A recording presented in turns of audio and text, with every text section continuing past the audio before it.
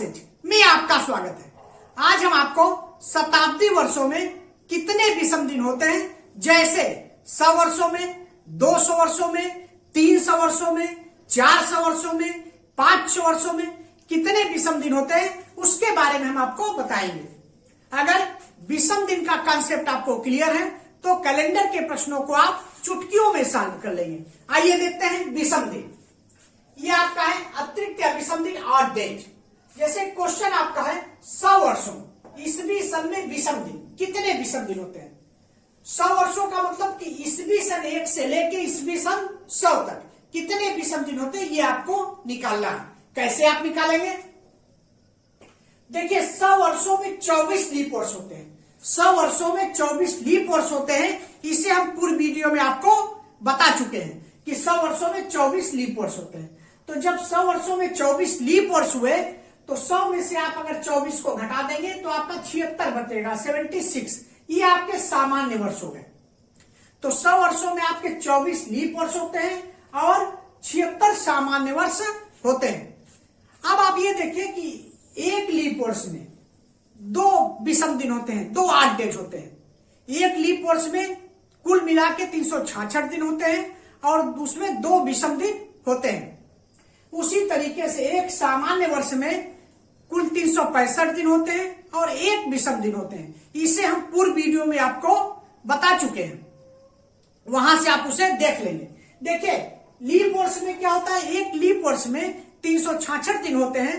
तो विषम दिन के लिए आप क्या करेंगे, 7 से उसे आप डिवाइड करेंगे।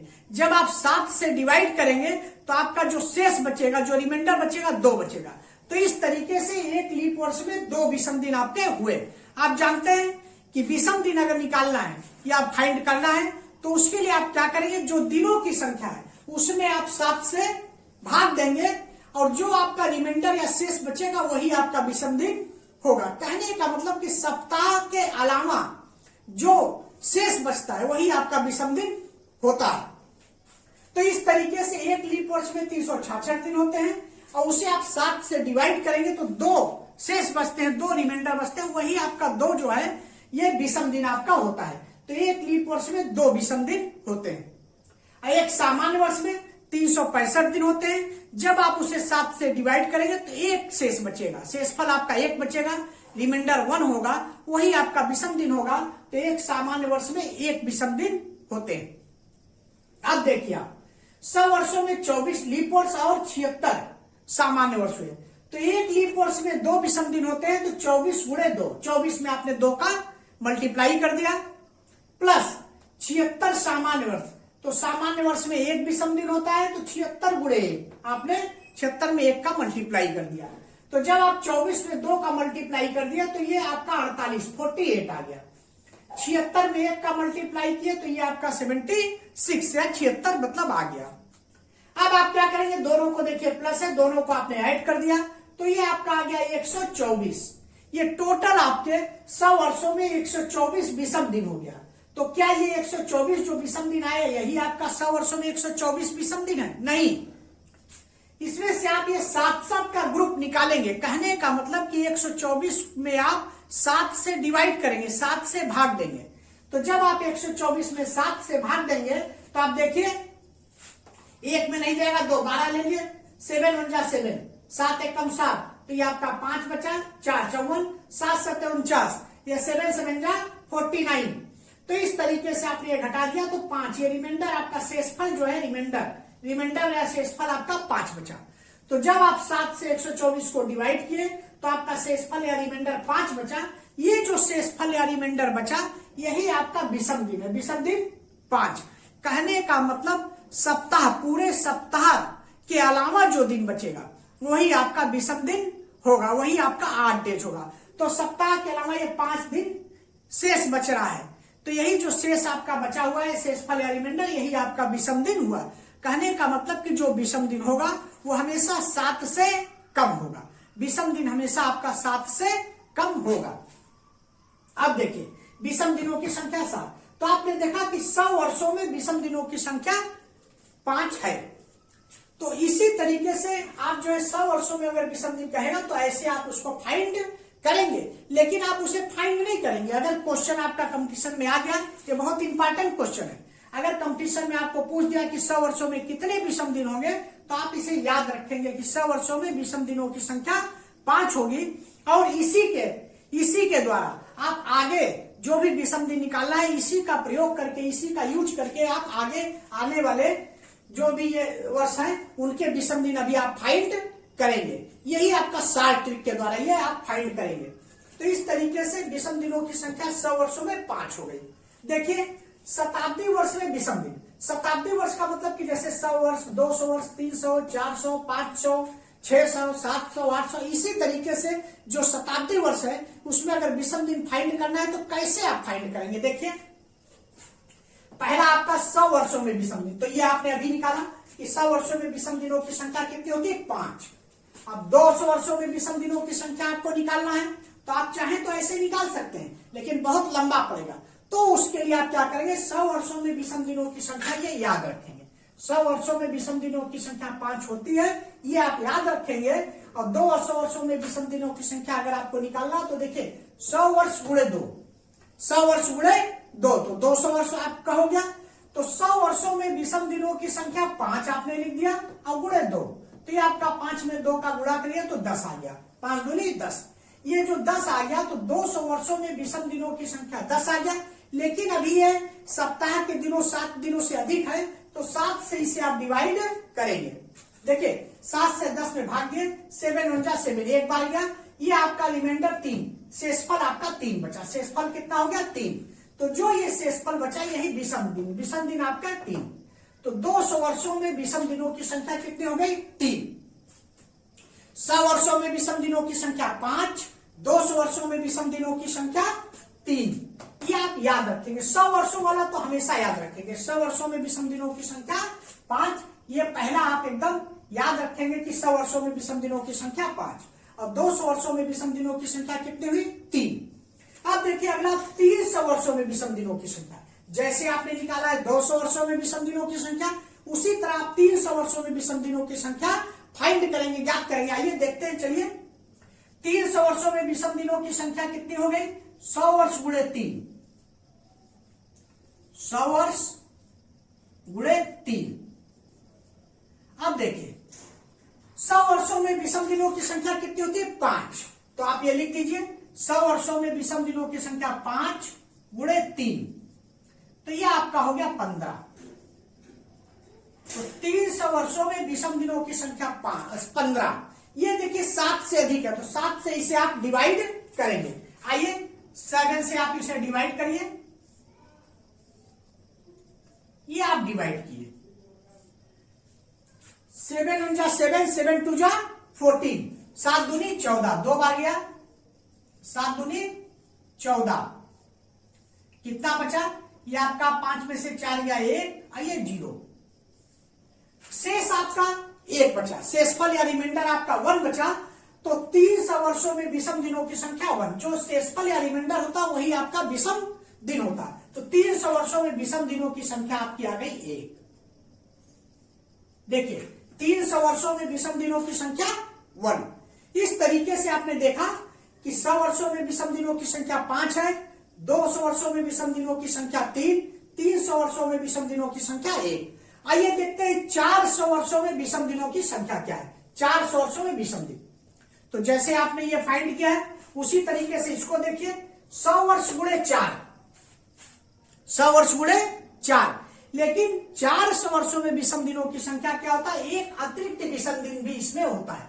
क्यों होता है ये भी आप देख लीजिए।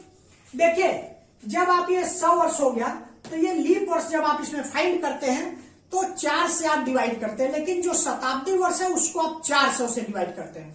तो जब ये 100 शताब्दी लीप वर्ष हम फाइंड करेंगे, तो जो भी इसके ईस्वी सन 1 से लेके ईस्वी सन 100 तक जितने भी वर्ष है सबको हम 4 से डिवाइड करेंगे। तो जैसे आपका 4, 8, 12, 16, 20, 24 इस तरीके से आएगा 96।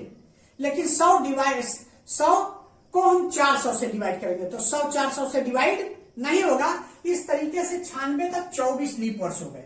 उसी तरह 200 में जब करेंगे तो उस तरीके से 200 में भी 101 से लेके 200 के बीच में 24 लीप वर्ष, उसी तरह 300 में जब करेंगे 201 से लेके 300 के अंदर जो है आपके 24 लीप वर्ष। लेकिन जब हम 400 में करते हैं तो 301 से लेके 400 में 25 लीप वर्ष होते हैं। क्यों?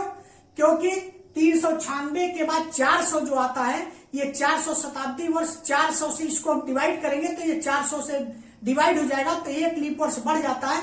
तो इसलिए 301 से 400 में लीप वर्ष की संख्या 25 हो जाती है।